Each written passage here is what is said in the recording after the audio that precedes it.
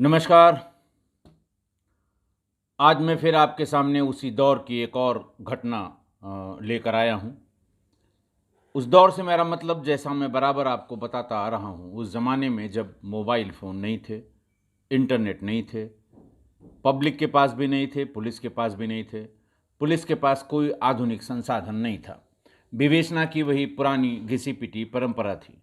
गवाहों के बयान के आधार पर कन्विक्शन हुआ करते थे। गवाह सही हैं या गलत हैं, इनमें फ़र्क करना बहुत मुश्किल था।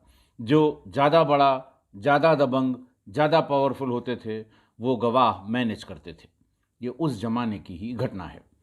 अपराध और अपराधी दोनों सिर पर चढ़कर बोलते थे। आज की घटना की तारीख है 4 मार्च 1997। घटना स्थल है कालका मेल। कालका पंजाब से और आगे कलकत्ता तक संभवतः जाती थी, लेकिन उस जमाने की सबसे मशहूर ट्रेनों में एक थी। कालका मेल और राजधानी, इन दोनों में यात्रा करना, या इन दोनों गाड़ियों का इतना नाम था कि स्टेशंस पे जब गाड़ी खड़ी होती थी तो लोग पूछते थे कि भाई ये क्यों खड़ी है, तो ये बताया जाता था दूसरी पैसेंजर ट्रेन्स में कि साहब कालका को पास कराना है, राजधानी को पास कराना है। यानी वो प्रियोरिटी की ट्रेन्स थीं, बाकी दूसरी गाड़ियाँ खड़ी करके इन गाड़ियों को आगे जाने का रास्ता दिया जाता था। इतनी वीआईपी ट्रेन हुआ करती थी। आज तो तमाम और वीआईपी ट्रेन्स, शताब्दी, तेजस और जाने कौन कौन सी चल पड़ी हैं, लेकिन उस ज़माने की ये बहुत मशहूर और वीआईपी ट्रेन्स हुआ करती थी।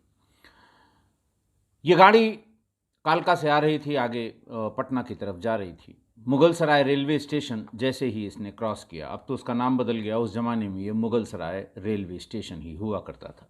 मुगल सराय जंक्शन के नाम से जानते थे।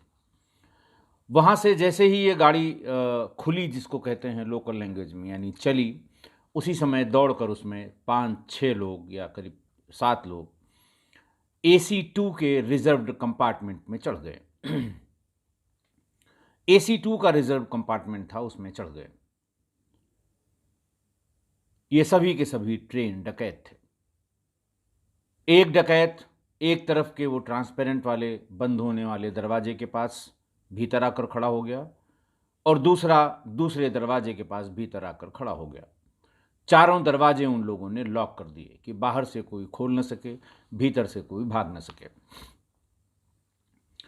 आप AC2 टायर का आपको अंदाज होगा, एक एक उसका जो पोर्शन होता है, केबिन कहते हैं, पर्दे, जब अब तो पर्दे नहीं लगते, उस ज़माने में पर्दे लगे रहते थे। 4 एक तरफ अपर लोअर और 2 साइड की, यानी 6 बर्थ का एक सेक्शन होता था, और कुल 48 सीटें हुआ करती थीं एक डिब्बे में AC2 के। अब भी उतनी ही सीटें या उतनी बर्थ हुआ करती हैं। रात का वक्त था, ये चढ़ गए, और एक एक के हिस्से में 2 तो खड़े हो गए ट्रांसपेरेंट वाले दरवाजे पर, जो जिसको आदमी खोलता है वो अपने आप बंद हो जाते हैं, चूँकि AC कंपार्टमेंट है। हवा गर्म बाहर की भीतर ना आए, भीतर की ठंडी बाहर न जाए, इसलिए ऐसी व्यवस्था ज़माने से ऐसी वातानुकूलित डिब्बों में की गई है। तो एक डकैत के हिस्से में 2-2 सेक्शन आए, यानी 6-6 बर्थ के 2 सेक्शन। 4 बर्थ मेन और 2 साइड की एक सेक्शन हुआ, और फिर अगली 4 बर्थ और 2 साइड की ये दूसरा, ये 2 सेक्शन, एक इनके बीच में एक डकैत खड़ा हो गया। इस तरह से बाकी जो 8 सेक्शन हैं उनमें 4 डकैत खड़े हो गए। दरवाजे पे खड़े डकैतों ने आवाज़ लगाई, उनका निशाना या उनके हाथ में तमंचे थे, और वो एक तरफ से एक तरफ तक साइड वाली बर्थ के हर आदमी की हरकत देख सकते थे। उन्होंने ज़ोर से आवाज़ लगाई कि जो जहाँ है वैसे ही रहे, लेटा है तो लेटा रहे, बैठा है तो बैठा रहे। किसी ने हिलने की कोशिश की, कोई हरकत करने की कोशिश की, बिना पूछे गोली मार दूंगा। कमोबेश यही बात वो जो बीच बीच में खड़े हुए थे उन्होंने भी की। जाते ही इस तरह की धमकी दी, और धमकी देने के बाद फिर सबके जेवर, घड़ी, पर्स ये मांगना या निकालना शुरू कर दिया। चेन जिसकी देख ली उसको तोड़ लिया, या अगर एक का तोड़ रहे हैं, दूसरे को पता लगा कि ये चोट पहुंचा सकता है, तो उसने खोल के उसे दे दी। महिलाओं के सारे जेवर उतरवाने लगे। जिस महिला को जैसे कान के कुंडे होते हैं, कान के बाले होते हैं कान की, तो उसके पेंच खोलने में अगर जरा सी भी देर हो गई तो उसको खींच लिया, कान उनके लहू लुहान हो गए। अगर कान के कुंडल, नाक की बाली या नाक की जो नाक में जो ऑर्नामेंट होता है वो दिखाई दे रहे हैं और मंगलसूत्र या चेन नहीं दिखाई दिए, तो उनकी समझ में आ गया कि इन्होंने उतार के कहीं रख दिया है। अगर ऐसी महिला ऊपर है तो उसको तुरंत नीचे आने को कह देते थे और कहते थे तुमने कहीं छिपा रखा है। अगर फिर भी उसने नहीं बताया तो उसके अंतः वस्त्रों में हाथ डालकर उस चेन को ढूंढने की कोशिश कर रहे थे। इतनी इस कदर उन्होंने बदतमीजी शुरू की महिला यात्रियों से। अगर किसी एकाध के पास अंतः वस्त्रों के भीतर छिपी हुई कोई चेन मिल गई तो उसके अंतः वस्त्र फाड़ दे रहे थे। ये काम बहुत तेजी से कर रहे थे वो। उनके पास कोई झोला नहीं था और उस जमाने में ये बैकपैक या रैकसैक जो पिट्ठू झोले जिनको कहते हैं वो बिल्कुल नहीं चलते थे। ये तो अभी पिछले 10 सालों 15 सालों की देन है। लोग यात्रा करते समय या तो चमड़े की अटैची या फिर सिले सिलाए जो बैग आते हैं रेडीमेड, उस तरह के बैग लेकर उनमें सामान लेकर चलते थे। चूंकि बड़ी दूरी की ट्रेन थी, लंबी दूरी के यात्री ही इस तरह की ट्रेनों में रिजर्वेशन कराकर चलते थे। 2-3 यात्रियों के इस तरह के बैग सामान नीचे फर्श पर फेंक कर खाली करा लिए और जो पर्स, जो चेन, कुंडल, मंगलसूत्र, घड़ी, पर्स, कहीं कहीं तो पैसा उसमें से निकाला, कहीं कहीं पूरा पर्स इन्होंने उस झोले में रख लिया। एक एक डकैत के जिम्मे 12-12 बर्थ यानी 12-12 लोग आ रहे थे। 5-7 मिनट में फर्स्ट राउंड का काम उन्होंने पूरा कर लिया। सेकेंड राउंड में उन्हें जिन जिन लोगों के साथ महिलाएं थीं, महिलाओं की अटैचियां या जो भी लेदर के केस थे, ज़्यादातर के पास उस समय ये मोल्डेड प्लास्टिक के सूटकेस नहीं चलते थे। उस ज़माने में यही लेदर वाले सामान या कहीं कहीं टिन वाले जो बक्से होते थे कलर्ड, वो चला करते थे। तो उनके बैग और उनके बॉक्स खुलवाने शुरू किए सेकेंड राउंड में। और ऐसा नहीं कि खुलवा के और देखते थे ये दिखाओ वो दिखाओ, पूरा का पूरा सामान फर्श पर, और उसमें अगर उनको कहीं पैसा या जेवर दिखाई पड़ा वो अपने बैग में उन्होंने रख लिया। पूरे डिब्बे में सारे बॉक्सेस, सारे बैग्स के सारे सामान उलट दिए उन्होंने। पूरे डिब्बे में खाली सामान ही दिखाई दे रहा था। सबके पास 2-2 झोले हो गए थे। लटकाने वाले बैग उन्होंने प्रेफर किए थे। अगर वो भर गए हैं तो उन्होंने जो चमड़े की एक आध अटैची उनको मिली उसमें सामान भर के, और करीब 20 मिनट इस पूरी प्रोसेस में उनको लगा। 20 मिनट में ही मुगल सराय से पटना की तरफ जो ये जा रही थी ट्रेन, सकलडीहा का पश्चिमी आउटर आ गया। वहाँ पर डकैतों ने चेन खींच ली। चेन खींच के वहाँ पर उतर गए। उतरते समय उन्होंने ज़ोर ज़ोर से धमकी दी कि खबरदार, अगर किसी ने चेन खींची तो हम बगल वाले डिब्बे में जा रहे हैं, मुझे पूरी ट्रेन आज लूटनी है। अगर किसी ने चेन खींची तो हम वापस आएंगे और उसे गोली मार देंगे, हमें पता लग जाएगा किसने चेन खींची है। लोग दहशत में आ गए। फर्स्ट राउंड में ही जिस किसी ने हल्का सा विरोध किया उसको तमंचे के बट से सिर पे मार दिया। महिलाओं को भी मारने में कोई गुरेज नहीं की उन्होंने। और जो अविवाहित कम उम्र की बच्चियां थीं, लड़कियां थीं, उनके साथ अकल्पनीय दुर्व्यवहार किया उन सब ने। ये सब 15-20 मिनट में करके जब एक बार उनके कब्जे में सभी लोग आ गए तो नेक्स्ट राउंड की यानी संदूक और सामान की तलाशी लेने के बाद 20 मिनट बाद चेन पुलिंग करके सकलडीहा रेलवे स्टेशन के पश्चिमी केबिन पर वहाँ पर ये उतर गए।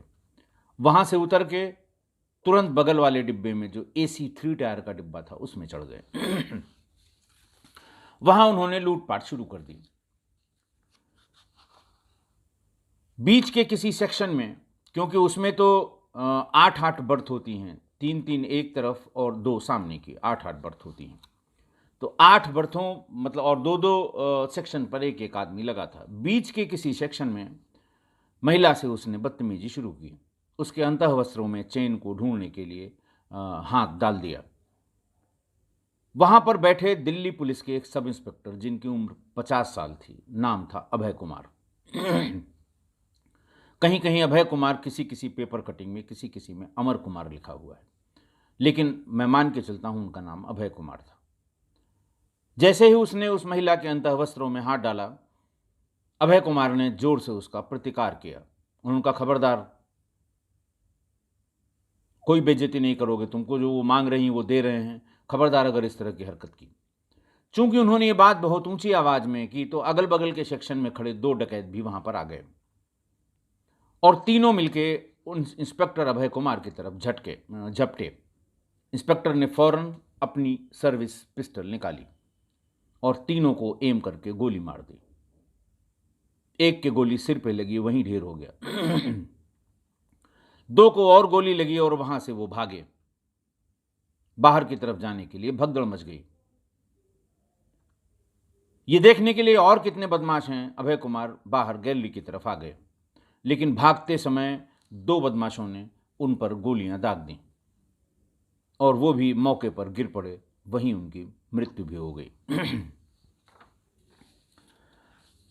जब कालका मेल बक्सर रेलवे स्टेशन पर पहुंची, यानी नेक्स्ट रेलवे स्टेशन पर, तो वहां प्लेटफॉर्म पर पहले से ही काफी भीड़ भाड़ थी। भीड़ देख के भीतर के यात्रियों में हिम्मत पड़ी और इन दोनों डिब्बों की AC सेकंड और AC थर्ड के रिजर्व कंपार्टमेंट्स के यात्री प्लेटफॉर्म पर कूद पड़े, रोने लगे, चिल्लाने लगे कि साहब डकैती पड़ गई, मार डाला, मार डाला। AC2 कंपार्टमेंट के लोगों को यह बहुत आइडिया नहीं था कि मरने वाला पुलिस इंस्पेक्टर है।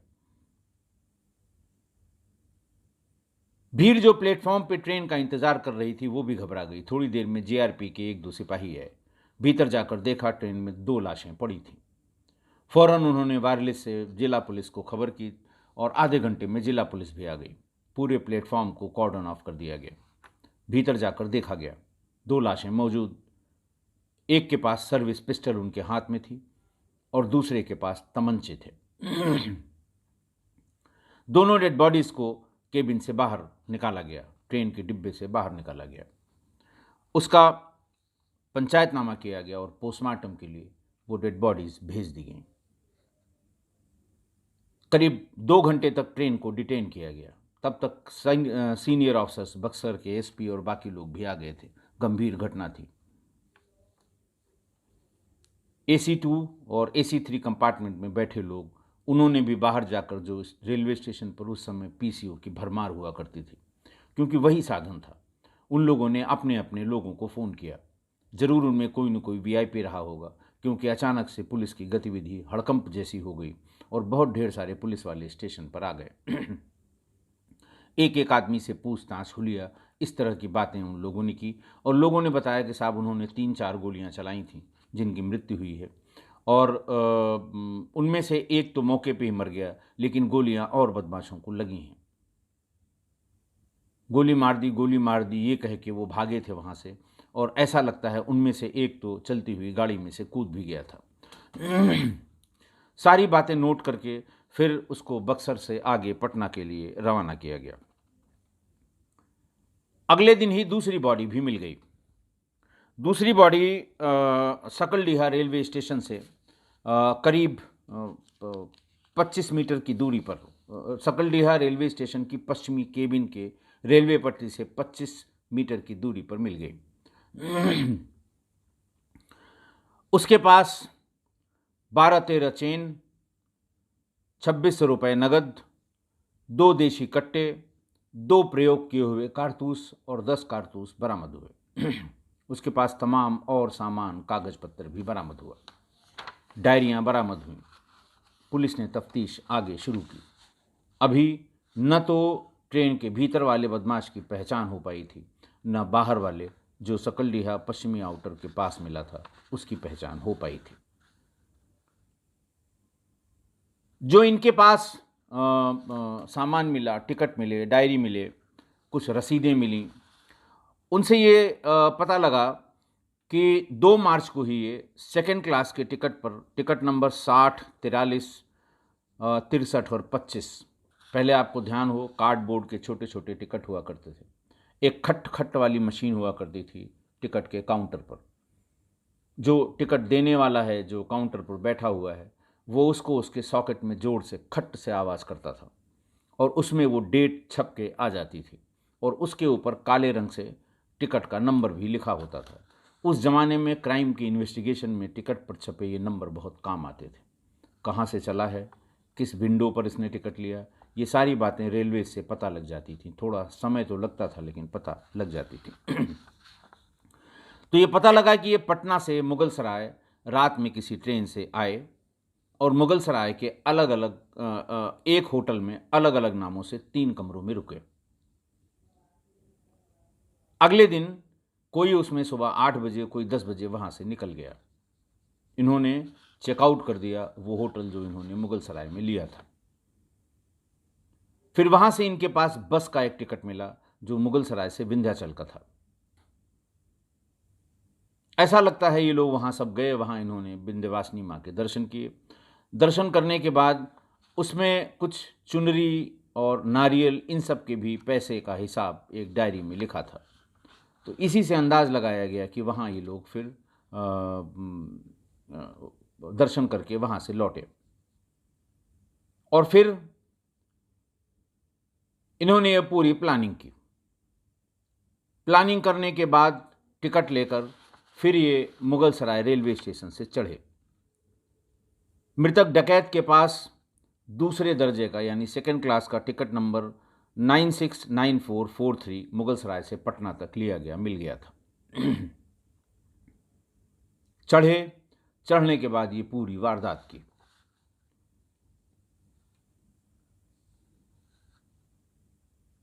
मुठभेड़ में जो इंस्पेक्टर मारे गए उनका आई कार्ड उनके पास था, उससे दिल्ली पुलिस को खबर की गई। उनके परिवार को, बिहार के रहने वाले थे, संभवतः पटना के आसपास के कहीं के, उनके परिजन भी आ गए। हालांकि अगले दिन के अखबारों में उनकी बहादुरी की तमाम चर्चे लिखे हुए थे कि कितने बहादुर थे और अपनी जान की परवाह किए बिना ही उन्होंने बाकी ट्रेन को लूटने से बचा लिया था।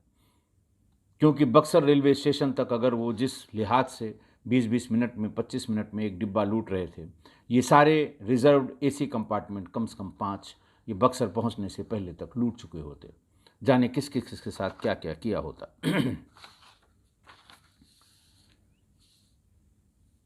अब आज की घटना, क्योंकि इन्वेस्टिगेशन शुरू हुआ, इन्वेस्टिगेशन में फिर ये पता लगा कि ये बहुत बड़ा रजिस्टर्ड गैंग है।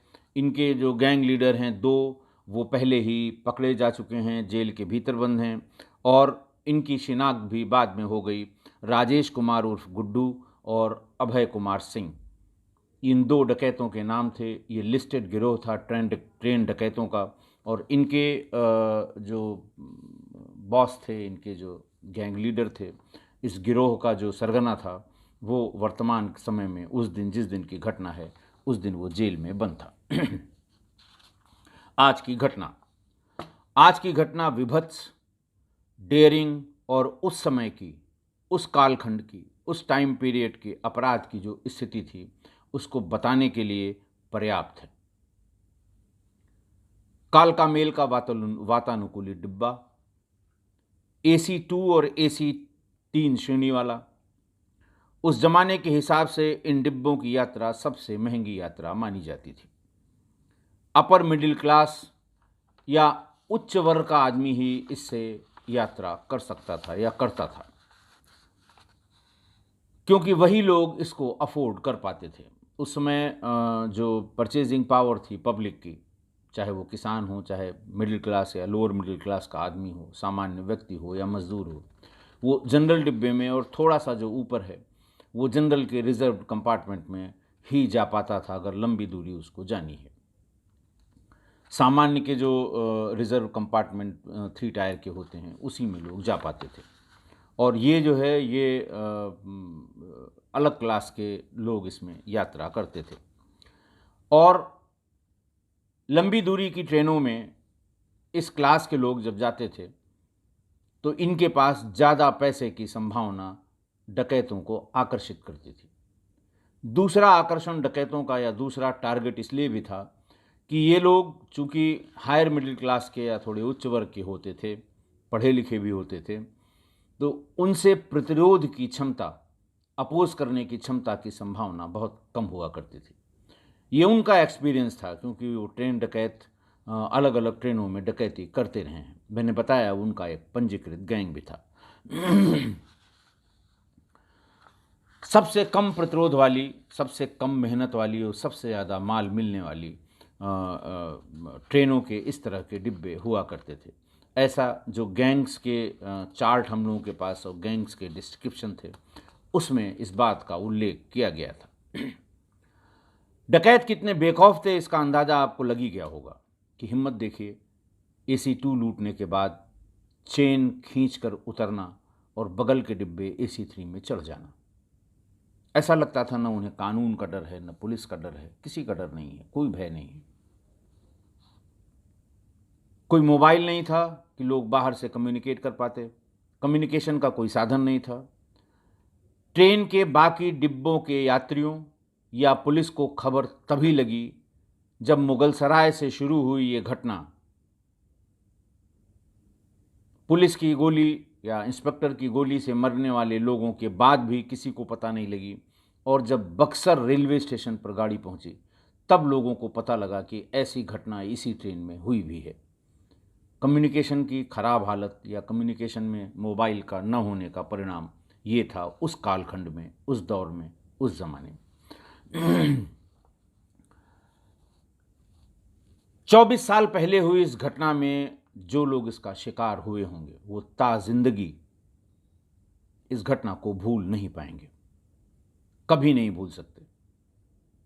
जब भी वो ट्रेन देखते होंगे या कभी स्टेशन पर जाते होंगे, उनके दिमाग में वो घटना, वो मंजर एकदम आंखों के सामने तैर जाता होगा। आप उन महिलाओं और लड़कियों के बारे में सोचिए जो उस घटना की शिकार हुई होंगी, कि सालों साल उनको ट्रेन देख के डर लगने लगता होगा, उनकी हिम्मत नहीं पड़ती होगी दोबारा किसी ट्रेन में यात्रा करने की।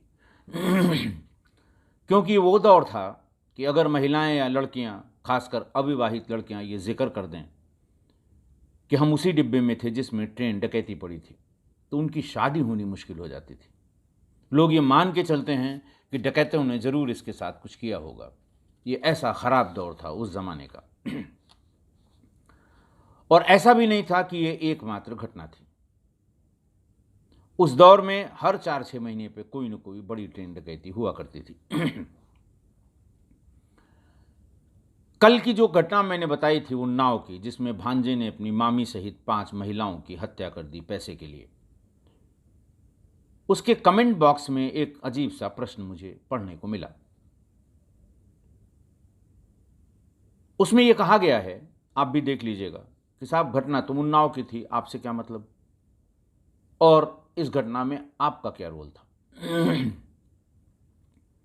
जिन्होंने भी वो ये कमेंट किया है, मैं बहुत आदरपूर्वक उनसे कहता हूँ कि उस ज़माने में चूंकि कम्युनिकेशन नहीं था तो घटना सब इंटर रिलेटेड होती थी।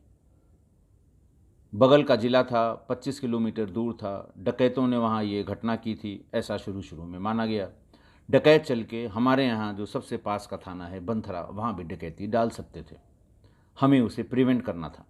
अगर दूसरे दिन बंथरा में कहीं इसी तरह की डकैती पड़ जाती तो लोग जीने न देते।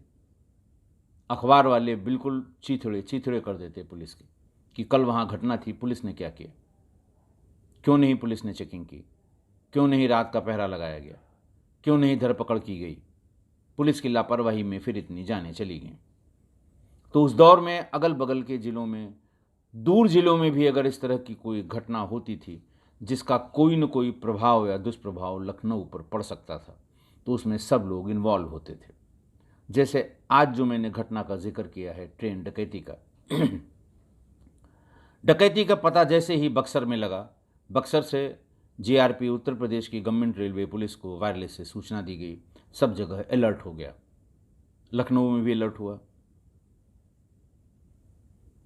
और जब दूसरे दिन ये पता लगा कि डकैतों के पंजीकृत, रेल डकैती के पंजीकृत गिरोह के सदस्य थे, तो फौरन जीआरपी के जो एसपी हुआ करते थे लखनऊ के, उन्होंने डिस्ट्रिक्ट पुलिस को या उनके रेलवे स्टेशन जो जो उनके प्रभाव क्षेत्र में पड़ते थे, सभी ज़िलों के एसपीज़ को वो लिस्ट भेजी कि ये पंजीकृत गिरोह है और इसके इतने सदस्य आपके ज़िले के रहने वाले हैं, इतने सदस्य आपके ज़िले के रहने वाले हैं। हम लोगों को फ़ौरन उसी दिन कम्युनिकेट किया गया कि इनके यहाँ सबके यहाँ रेड्स ऑर्गेनाइज़ करिए, इनको पकड़ कर ले आइए, इनकी वर्तमान स्थिति देखिए और ये देखिए कि ये इस समय क्या कर रहे हैं, इनको प्रिवेंटिव सेक्शंस में बंद करिए ताकि जल्दी कोई घटना आसपास न हो जाए, क्योंकि अगर घटना रिपीट होगी तो सवाल खड़े होंगे। पुलिस की कार्यप्रणाली, पुलिस के लापरवाही, तमाम सवाल खड़े होंगे। तो कहने को आप ये भी कह सकते हैं कि साहब ये घटना तो मुगलसराय की थी, आपसे क्या लेना देना। मैंने आपको बताया था कि उस समय इस तरह की जो घटना होती थी, उस समय कोई डाटा बैंक नहीं था किसी के पास। या तो हम डायरी में उस घटना को लिखें या पेपर कटिंग रखें, इसके सिवा तीसरा कोई साधन नहीं था कि अगर हमारे यहाँ घटना हो जाए तो हम कैसे पता करें कि पुरानी घटना का मोडस ऑपरेंडी क्या था, पुरानी घटना में जो डकैत आए थे उनका हुलिया यात्रियों ने क्या बताया था, उनमें से कोई पकड़ा गया कि नहीं पकड़ा गया, उस घटना में कितने लोग थे। सिर्फ यही ज़रिया था और इस घटना की भी पेपर कटिंग मेरे पास सुरक्षित है। मैं आज फिर उसको कम्युनिटी में डाल दूंगा, क्योंकि इसी घटना के बाद कई महीने बाद लखनऊ में भी एक बड़ी ट्रेन डकैती हुई। एक यात्री गाड़ी मोहनलालगंज से क्रॉस हो रही थी। मोहनलालगंज से लखनऊ जंक्शन यानी चारबाग जंक्शन पहुंचने के पहले 2 डिब्बों में ट्रेन डकैती हो गई थी और तब फौरन एक टीम भेज के मुगलसराय, एक टीम भेज के सकलडीहा और एक टीम भेज के बक्सर उनकी घटना का पूरी डिटेल ली गई थी, क्योंकि हम लोगों के पास तो घटना की उतनी डिटेल थी जो या तो वायरलेस से जीआरपी ने कम्युनिकेट की थी या फिर अखबारों में निकली थी। तो ये आप ज़रूर अपने दिमाग में क्लियर रखें कि उस ज़माना ही ऐसा था। आज देखिए आपकी कोई घटना है, आपने किसी भी न्यूज़पेपर में, एडिशन में उसको देख लिया, उसको प्रिजर्व करके फ़ोल्डर बना के मोबाइल में रख लिया, फ़ोटो निकली उसको निकाल के रख लिया। हज़ार हज़ार लोग, पुलिस वाले, सिपाही भी रख लेते हैं और हमारे बहुत वरिष्ठ अधिकारी भी उसे रख लेते हैं। अगली घटना होते ही उसको देख के फिर फ़ौरन ये बताया जाता है कि भाई ज़रा जाके देखो, ये इतनी तारीख को यहाँ ये घटना हुई थी। इवन मध्य प्रदेश में और आसपास के राज्यों में जो घटना हुई थी उसको हम एक जगह उसके सॉफ्ट डाटा को रखते हैं और सभी रखते हैं, जो भी प्रोफेशनल पुलिस ऑफिसर है वो रखता है, ताकि आगे कोई इस तरह की घटना हो तो इससे कोई हमको सहायता मिल सके, कुछ सहूलियत हो सके।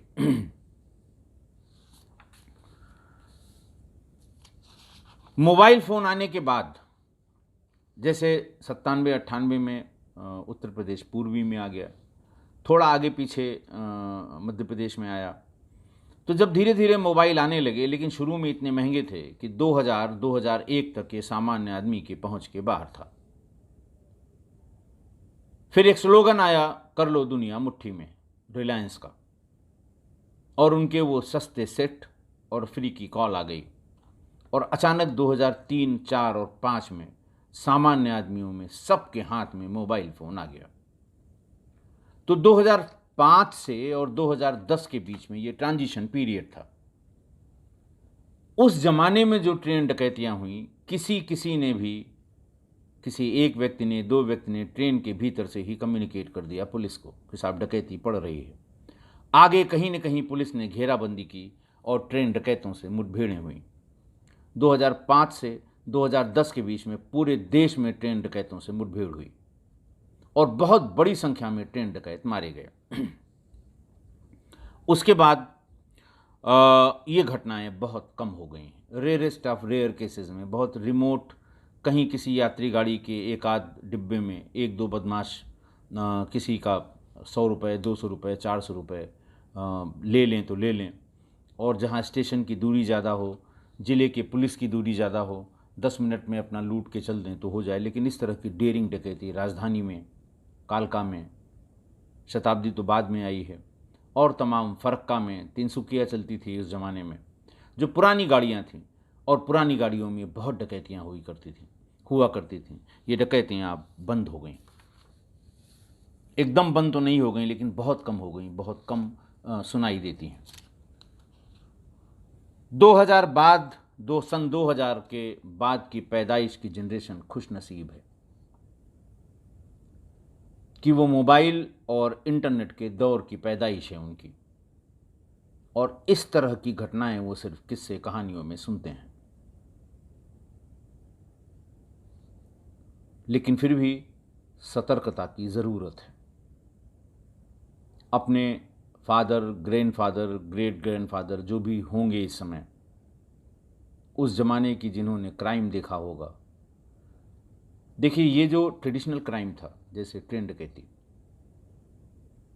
बड़ी चोरियां शटर तोड़ के 15-15 दुकानों की सबसे सेफ मार्केट में ज्वेलरी की 10 दुकानों के ताले टूट गए, घड़ियों के 20 दुकानों के ताले टूट गए, समेट के ले गए।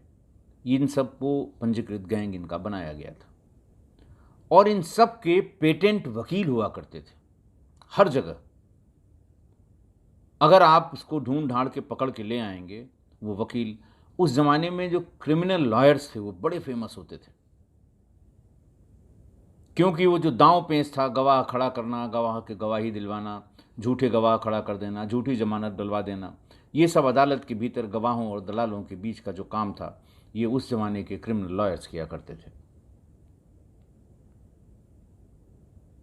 अब उनका उतना प्रभाव नहीं रह गया है, उसकी जगह अब कंपनी लॉ ने ले ली है।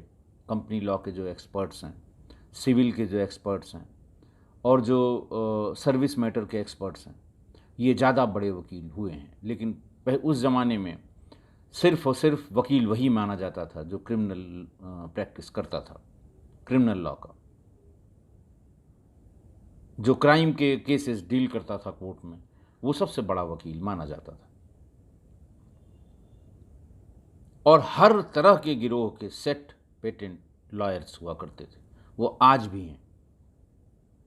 लेकिन अब थोड़ा, चूंकि इस तरह के क्राइम कम हो गए, क्राइम लगभग इस तरह के बंद हो गए, तो अब वो लोग भी उतना इफेक्टिव या उतने नामी गिरामी नहीं रह गए। कुछ भी हो, समय कितना भी बदल गया हो, क्राइम इस तरह का कितना भी कम हो गया हो, लेकिन हमें आपको सतर्क जरूर रहना है। मुझे उम्मीद है आप मेरी इस बात से सहमत होंगे। आज के लिए बस इतना ही। बहुत बहुत धन्यवाद।